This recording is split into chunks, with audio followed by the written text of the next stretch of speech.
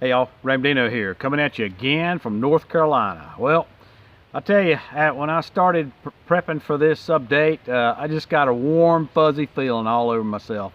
You know, to begin with, fall's coming. That's one of my favorite times of the year. Favorite times to be on the trail. Just favorite times in general to be out in the glory that God created for all of us. So, but more importantly, there's so much positivity going on the trail right now that you know, folks are summiting, folks are flip-flopping, and just it's just an awesome time to be a part of this hiker community. I hope you can feel it. If you can't, then get involved somehow in the hiker community, and your first step is watching this update and then going to the description section where you'll find those hikers that are still out there on this trail and the links to their social media. Subscribe to their channels and then give them a attaboy and just let them know you're cheering them on. Think about them as they're on the trail and just enjoying their videos and what they're doing out there on the trail. So you know, it just reminds me of a time before the pandemic hit, when everything was hunky-dory out there on the trail, and you know, before we had the drop into the abyss, and now we're out of it. So very exciting to be part of the hiker community. Very exciting to be here and giving you this update. So let's go ahead and talk about the update. That's what you came here to hear. So Joe hikes. He has crossed over into Maine, and he's taking an Nero at Wrangler, Maine. Here he's somewhere around mile 1973. So he had a great week, particularly hitting his last state on the trail. And he even had a run-in with a trail celebrity. You'll recall this person that hiked, that was a thru hiker. She stood out amongst a lot of folks, not only for her hair, but her personality and her videos. She got engaged on Katahdin, and she had some great videos, and that's handstands. So I know that it was good to see him, get a chance to meet her, and I'm sure they had a lot of really neat discussions out there. So appreciate you stopping and taking a photo and being a part of Joe's hike there. Handstand. Muan, she is in Massachusetts on her Sobo section, and she says there's about 10 Sobos around her, about 5 behind her, 5 in front of her, some other folks around her. So she continues her Sobo trip. $2 Steak, he is in southern Maine as well, and he's somewhere around the Notch, and he says that nights are getting into the freezing. So and they're starting to get pretty chilly even as far south as where I am in North Carolina. So he says that he's going to get through the whites, and then he's got to get on the stick, got to get racing south. Trimmer, he is going to be heading home for the winter. He's got 300 plus miles, and he is going to be getting back on the trail in 2021 hopefully. And there's a lot of folks that are in that shape, folks that either got on late or got off and did not get back on, or folks that have even decided to go ahead and start their 2020-2021 trip. So we'll talk a little bit about that at the end of this video and some plans I have out for 2021. Hopefully you're going to like them. Rock Flipper, he is Nobo from Damascus after summiting Katahdin, and he is going to complete his hike at High Rock, Maryland. Big Rig, he is just north of Damascus, and he said that the privies were padlocked at Pine Swamp Branch Shelter and Rice Field Shelter. Now, I have never heard of the privies being padlocked. Now, I know technically they're all supposed to be enclosed. I've been out there, and you can tell that there's fresh, shall we say, folks have been there, and you can tell because they're a little fresh. but I've never seen one padlocked, and somebody else had reported they had seen plywood up around them. So if you've seen that, anybody out there have seen some of their padlocked or privies that you just can't use at the shelters, then report in so we can get that out to some of the hikers. Of course, it's not a big deal. You can always dig that cat hole, right? He also says, Big Rig says that water's flowing in all but the seasonal creeks. And he also indicates that he's going cold snap for the next 5 to 6 days, and then he says the temps are going to be coming back up in the low 60s during the day, and at night they're going to be in the high 30s. So certainly at altitude it's going to be getting down below freezing, so keep that in mind, particularly at the higher elevations and the higher north you are, that you're going to need to be sleeping for things that freeze, things that have batteries in them, your Sawyer squeeze or whatever you use for your filtration. Crazy Quilt, she is getting ready to get off with about 1,000 miles under her belt, and she is going to try to finish up in the spring. Mitten and Moose Liver, they are just north of Hot Springs. They got back on. Moose Liver had gotten off. She had been with Mustang Sally, and then she got back on later after some injuries had healed up, and she's with Mitten, and they are heading Sobo to connect a few steps. They have done some Springer to Neal and Allen Gap to Hot Springs, and they're going to continue south, hoping to connect steps before and sections before Thanksgiving, and then they'll restart at Allen Gap in February and continue on heading north to Katahdin. PTL, he is in Monson, and he is just getting ready to hit the 100-mile wilderness, and he hopes to summit Katahdin next week. Wild should be back on the trail today and entering Maine, and he's going to try to summit somewhere on the 12th, between the 12th and the 15th. Of course, you know, Baxter State Park and Katahdin typically close October 15th.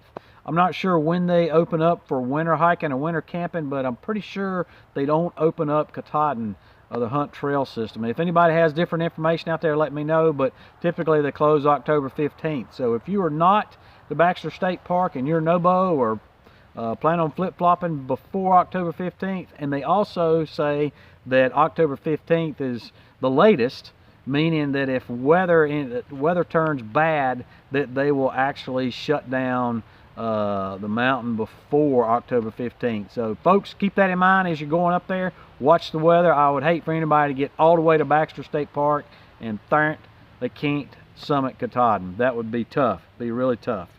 Daisy and Crunch, they are now Sobo, somewhere south of Morgan Stewart Shelter.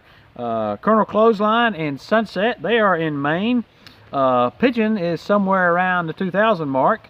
And Soggy Tracks, a subscriber, reports that the Ned Flanders and Butter are headed Sobo through Harper's Ferry.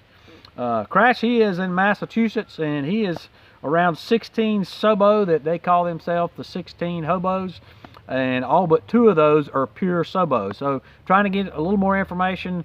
Crash is going to find out if they can share, if they're willing to share their social media accounts with us, and hopefully there'll be some folks there that we can follow on the Sobos, since right now we are Sobo Pure or Sobo Lean. Would love to have some more Sobos out there that we can continue to follow throughout the fall and on into the winter. You know, we miss not having that AT trail fix of following folks, so I know the hiker community does. And so if you're a Sobo out there, please let us know if you're willing for us to follow you and indeed support you throughout your journey. And then lastly, Stillman 47, he is off due to an injury, hoping to get back on.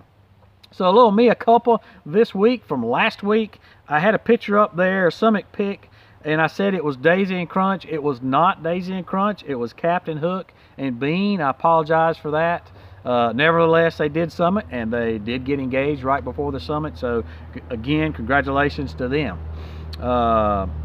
Melly Kursky, she sent in that Screwball and Bloodhound have finished at Damascus this week. So they had missed a short section there in Damascus, and they had summited a little while ago at Katahdin. They came back to pick up there at Damascus, and they are now done. So congratulations to Screwball and Bloodhound.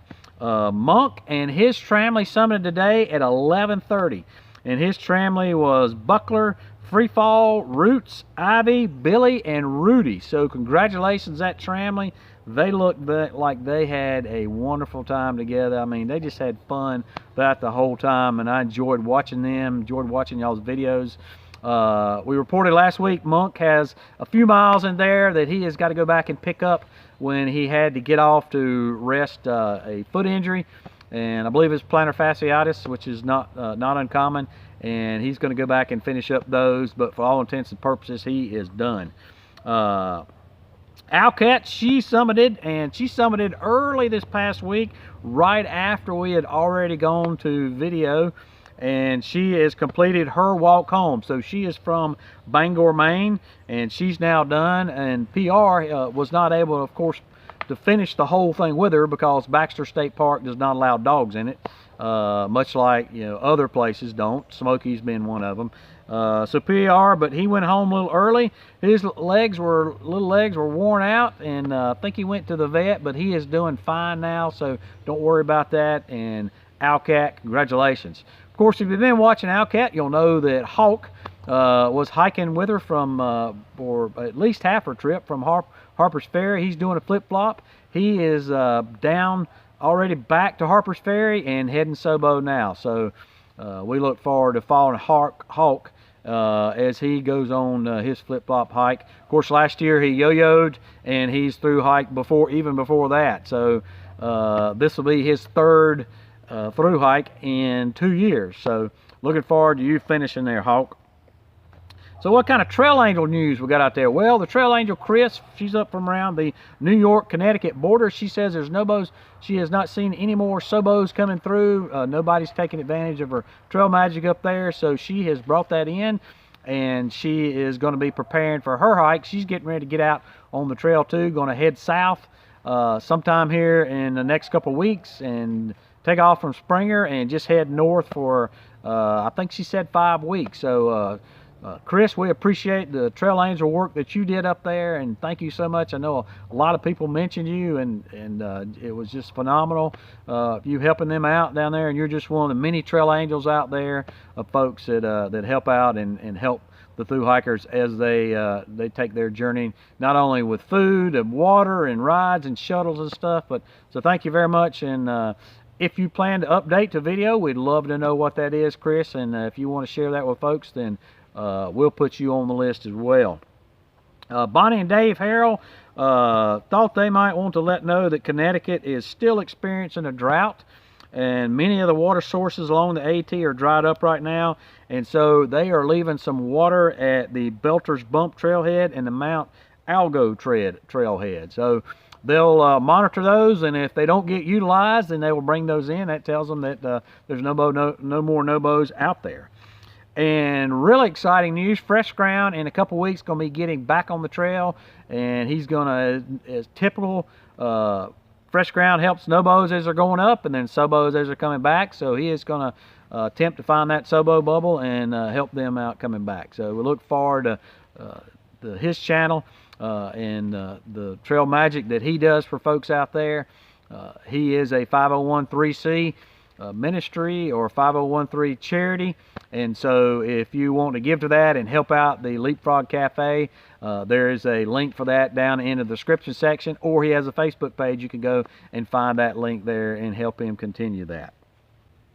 So some trail news. Chris did send me an article where, and she did indicate that the ATC had put this out. I haven't checked the ATC website this week, so typically it doesn't change much, and the news there can be, the updates can be years old. So sometimes it's pretty much an exercise in futility to check out that website. But she did say that search had began Thursday, where police received information that some wanted men may have been dropped off along Route 4 near the AT in the Byron area. That is in northern Oxford County. Deputies and state police, Maine game wardens, and U.S. Border Patrol are all involved in the search. They said that there was evidence Friday morning that the men may be in the area of the height of the land near Route 17 in Township D or Roxbury. So height of the land is a parking area, a view area. It's about 1/10 of a mile where the AT crosses Route 17 south of Wrangley Lake. So it's also the next major road crossing south of Route 4. So that's where they may have been dropped off. So just keep an eye out for folks up there, for ne'er-do-wells, and report them. If you see somebody that's really alarming, of course, turn around, walk away, call 911. The AT does have a reporting system. Don't know how well it works. I have never heard that if it works or not. But in any case, 911 does work. On my hiker list there, in the where the link's in the description section, that Google Doc spreadsheet there are several people I have marked as status unknown because I haven't seen any update. They haven't updated me, haven't seen their channels change at all. So if somebody is looking at that and they know if those folks are still out there on the trail, or if they're off the trail, please let me know so that I can keep that list as fresh as possible, as fresh as updated. If you're one of those people and you're out there on the trail, apologize. I just haven't got an update from you and don't know. So let me know about that. And then finally, for 2021, I'll be doing this again. Be working on building the hiker community and supporting thru hikers in 2021. And I have a link in the description section. If you're going to be a 2021 hiker, whether you started 2020 or going to be starting in 2021, there's a link in the description section where you can go and fill out that spreadsheet yourself so that I don't have to put that information in. Now, if you're not comfortable with that, I'll be glad to fill out the 2021 spreadsheet for you if you just want to send me your information. But the easiest thing for you to do is follow that link, and it's just a quick questionnaire that you can fill in, and it will automatically populate to that Google Doc. So greatly appreciate if you do that, but I'll be glad to do it for you. Not a problem here. Folks, all those people that sent in and gave me their updates, and folks that are not necessarily thru hikers but part of the hiker community that sent in some information and data, that is a world of help to me, and I greatly appreciate it. Helps me put this together every week, and it means you're a part of building the hiker community. So thanks a lot for that. Folks, that's all I've got this week. As always, appreciate you, and we hope to see you out here.